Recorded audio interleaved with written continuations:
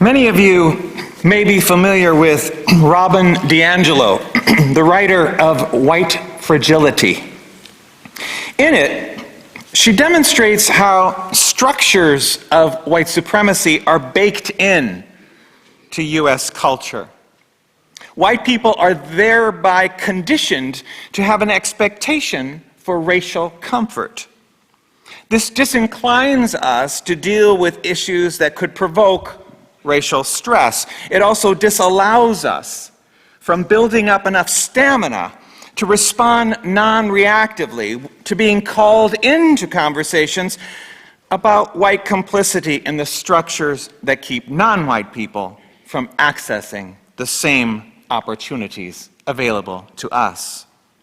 White fragility, then, is the state in which even small amounts of racial stress become intolerable, triggering anger, fear, guilt, argumentation, silence, all of which in turn reinstate the equilibrium upon which white supremacy thrives. At the General Assembly held in Spokane, Washington this past summer, I attended a seminar conversation with DiAngelo. And when someone in the crowd brought up what they described as racist messages from President Trump and his administration, DiAngelo responded in a way that took the air right out of the room. She said that it wasn't useful to understand Trump or any other easy target as being any more racist than anyone else. She said, Trump is no less racist than I am. We swim in the same water. The only difference can be in how I choose to challenge my own racism. Finding racism over there is a form of what DiAngelo calls credentialing, ways to signal by deflection that we're not racist. After all, we know how to call out racism when we see it. DiAngelo's point is that what we really can do is to act either in ways that disrupt racism or not. Studies indicate that most white Americans believe that racism is in our past, with only a small percentage who say that there is a lot of racism in this country. Indeed, many of us understand white people to experience more racist discrimination than black people. And that is somewhat understandable, because it is profoundly uncomfortable to see what is actually true. That racism is fundamental to who we are as U.S. citizens. That it underlies our thinking in foundational ways. That discrimination is not something perpetuated by other people without our complicity. That culturally held notions around race shape our very beings, that even the very terms of the so-called Age of Enlightenment that gave rise to our experiment in democracy were themselves mired in a racist master narrative. White people facing our own privileged placement in this systemic discourse can begin to deconstruct the very ground of our country's prideful legacy.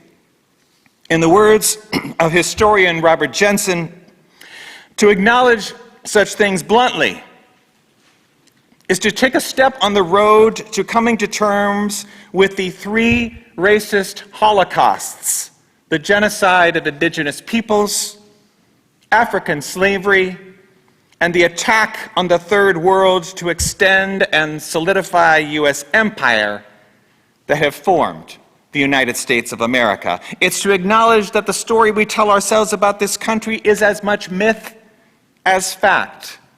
It is to face the ugly, brutal, violent, racist history of the country, understand that our affluent society is the product of that history, and then recognize that such violence continues to protect our affluence and perpetuate racialized disparities in the worldwide distribution of wealth.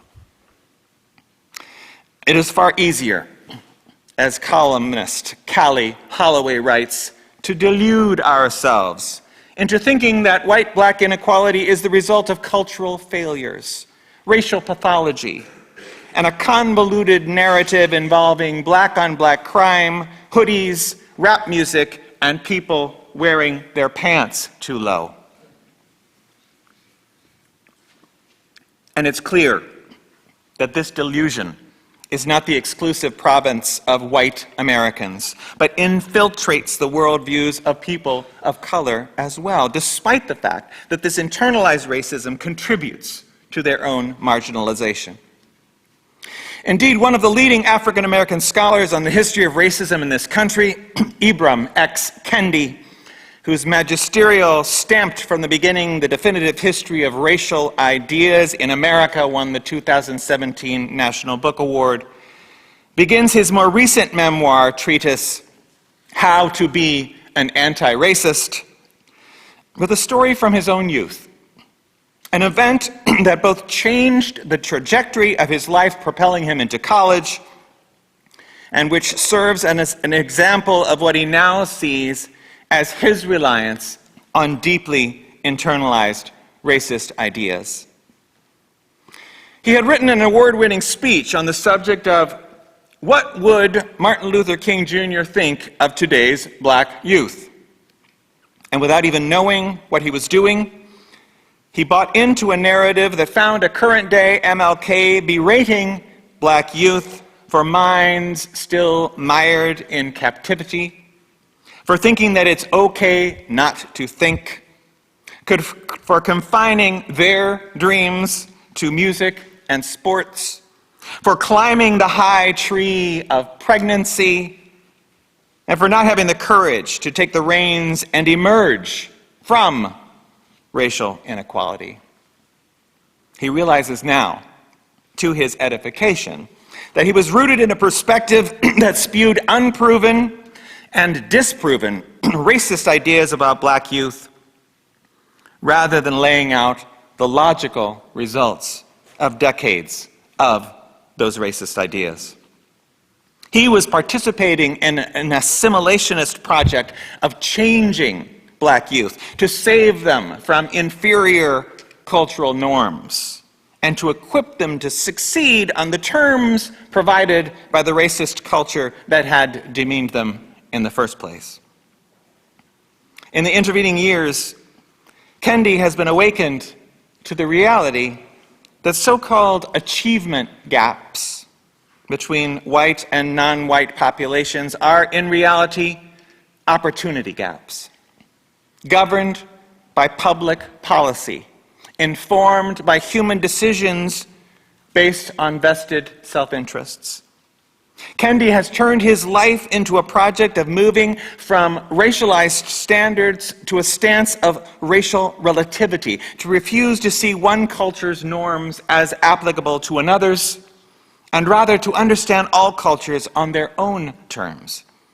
To do so, he had to interrogate his own biases, one of which was the notion that racism can't exist in the souls of African Americans.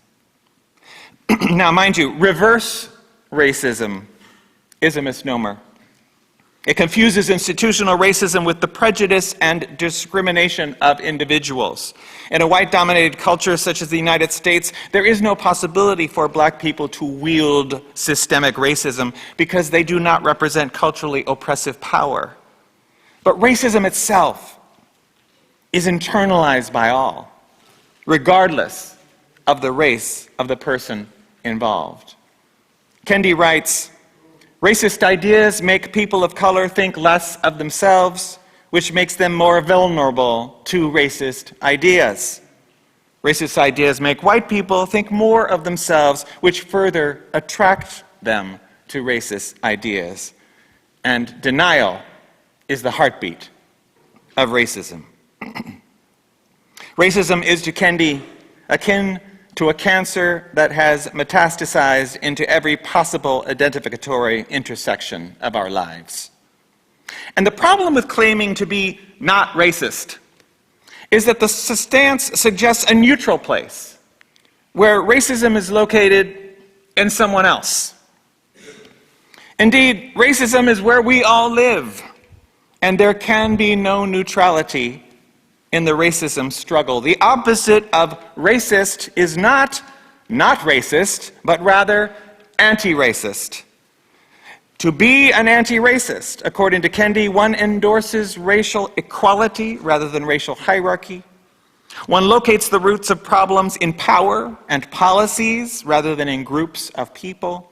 And one confronts racial inequities rather than allowing them to persevere. Allowing the word racist to be a pejorative term, an unusable slur, freezes us into inaction. Racist is not an epithet, but rather a descriptive word. And the only way to undo racism is to continually identify and describe it and then dismantle it. Any policy action that is not anti-racist allows the status quo to go unchecked. There is no such thing as a non-racist or race-neutral policy. Only policies that either sustain non-equity or produce equity. There is no middle, not racist ground. Only racist and anti-racist. But these are not fixed identities. Kendi writes, we can be a racist one minute and an anti-racist the next. What we say about race, what we do about race in each moment determines what, not who, we are. The movement from racist to anti-racist is always ongoing. It requires snubbing racism based on biology, ethnicity, body, culture, behavior, color, space, class. And beyond that, it means standing ready to fight at racism intersections with other bigotries rooted in gender codes and identities and in sexual and affectional orientations. The anti-racist difference means that all of our differences matter. Racism shows up in unconscious ways in everyday life among people who may well think of themselves as among the least racist people they know. Even among people who are engaged in anti-racist self-edification, because racism is the air we breathe. In one famous study, 6,500 professors were sent identical letters asking for mentorship, with the only difference being the implied race and gender identity of the fictitious student senders. With the notable exception of the fine arts, all faculty disciplines more consistently responded to the Brad Andersons, to perceived white males, than to the Keisha Thomases or the Mai Chens. Other studies demonstrate that white people are less moved by the suffering of people of color, who are less likely to be given pain medication in emergency rooms, and who are more likely to experience prolonged emergency room stays. In fact, when white children as young as 7 were asked to rate the severity of pain experienced by other children in pictures of them getting hands slammed in doors or bumping their heads, they consistently rated the pain experienced by black children as less severe than those experienced by other white children. Even the shade of color matters. Across studies, white people view lighter-skinned people of color as more intelligent, more competent, more trustworthy, and more reliable. White people even recall the faces of black men they were primed to believe were educated as having been lighter-skinned retrospectively, a phenomenon known as skin tone memory bias. And the converse is also true. In one harrowing study, the degree to which a defendant matched stereotypical black appearances, broad nose, thick lips, dark skin, was positively correlated to that defendant receiving a sentence of death. But hearken back to my initial story about D'Angelo. Although there may be no difference among the racism that pervades us and that which pervades others we may point to as racist, an anti-racist difference can obtain, in that just as racism was invented to bolster white self-interest and material gain, racism can be dismantled if white people seek actively to challenge our racism. And the good news is that those challenges, that anti-racist difference, can take many forms. Yet when an active conflict in our nation puts racism at the forefront of our consciousness, or when a Sunday like this morning summons us to confront hard truths, there is a wariness, guilt, a sense that we might be doing too little. That sense of shame or guilt or fear led in 2017 to an extended article in the UU World that asked, do you have to be an activist to be Unitarian Universalist? So this morning it's important to emphasize that activism is not solely meeting with legislators or showing up in the street with a sign on a cold January day.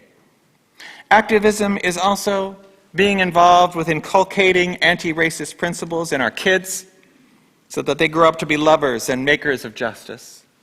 It is participation in the creation of music that conveys truths sometimes impossible to put into words. It is listening for understanding, not for agreement. It is believing the experiences of others. Activism is being active, actively loving, and actively seeking change.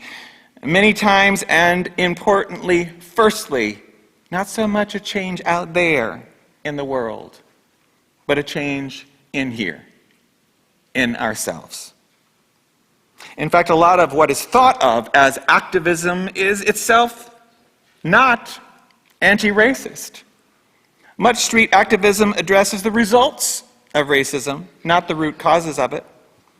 And activism without anti-racism at its heart easily can become white saviorism. Furthermore, good outwardly active deeds do not erase our responsibilities to be involved in our own anti-racist process. White-led calls for racial tolerance, racial healing, racial dialogue, or racial understanding, even with the best of intentions, can undermine black rage. They can erase black pain and black resistance with vague gestures that do more to confuse rather than to clarify both the problem and the possible solutions, even if they help assuage white people's guilt and grief. What is needed from white people yearning for reconciliation is the courageous insistence for white people to hear black anger and for white people to be followers in black-led resistance, to get active alongside black voices for racial justice, and to center the voices of those previously on the margins. On the slide is an artwork by Titus Kaffar, using a painting that used to hang in Yale University's corporation room. The artwork features Elihu Yale and two other wealthy men with an enslaved black child in the background. Kaffar repainted it and crumpled it up, highlighting one part, centering the margins. He titles his work, "Enough About You." Anti-racism starts within. We are all capable of perpetuating racialized harm regardless of our intentions. Each of us has a uniquely specialized route for dismantling white supremacy by identifying, unpacking, and adjusting our own behaviors through awareness, education, self-interrogation, and action. And there are many ways to start. Our very own UUA.org is chock full of resources. You heard some of this congregation's initiatives from Amy Van Dyne. And as part of this week's meditation that went to your emails on Wednesday afternoon, there were two recommended starting place reading lists, one for adults and one for children. Ibram Kendi reminds us that it is neither so much that we will be forever racist, nor that we will somehow achieve anti-racism once and for all. Rather, becoming an anti-racist is a process, ongoing, persistent. And there is plenty one can do from a comfortable chair at home to become aligned with anti-racism. I encourage us all to become invested in reading a book, watching a video, participating in a workshop, attending a lecture, supporting policies that ensure equal opportunity. And here in this meeting house, we can create a space in which to encourage one another in our anti-racist practice. One thing I am doing in the next weeks is to participate in a seminar composed of white, male-identified UU ministers to be led by anti-racist coach and writer Chris Crass, whose rallying motto is, "To all get free together." I want to bring my remarks to a close this morning by offering some of his words. Crass says, to become an anti-racist faith community, the key question for a white majority community is not, how do we get people of color to join our faith community? It is instead, how can we make a prolonged, spiritually rooted, engaged commitment to uprooting white supremacy within our community and take ongoing collective action to challenge it in society?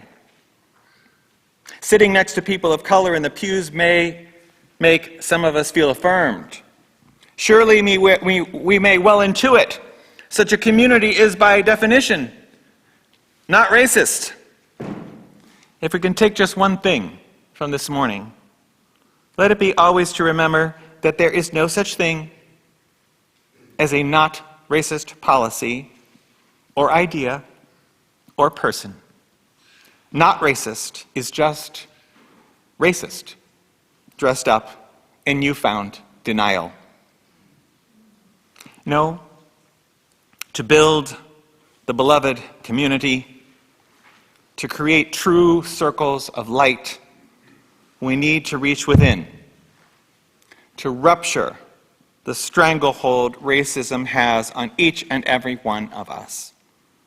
Only then, in courageous openness, can we truly reach across all of our divisions in order to affirm the humanity in all. If we can start to do so, this community can be a source of nourishment, sustaining multiracial initiatives stayed on freedom, supporting policies that advance justice, refracted through a wide intersectional lens. We can make an anti-racist difference. I pray that it may be so for each of us. I invite us into a time of prayer and meditation.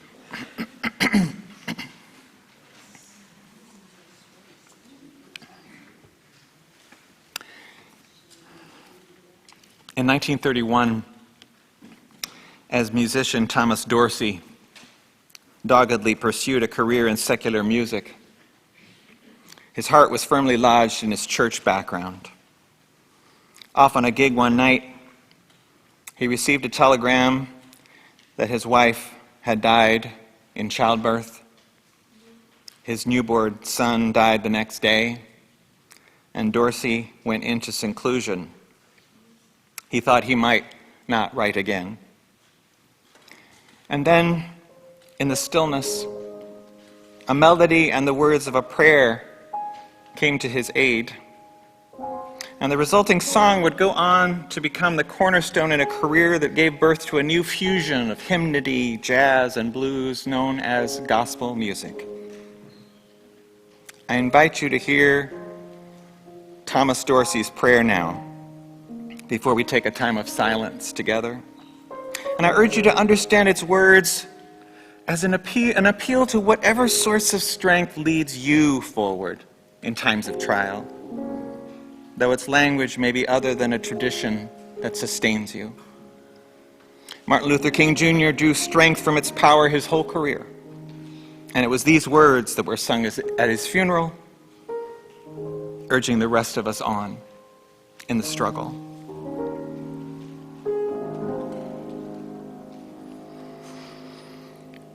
Precious Lord, take my hand, lead me on,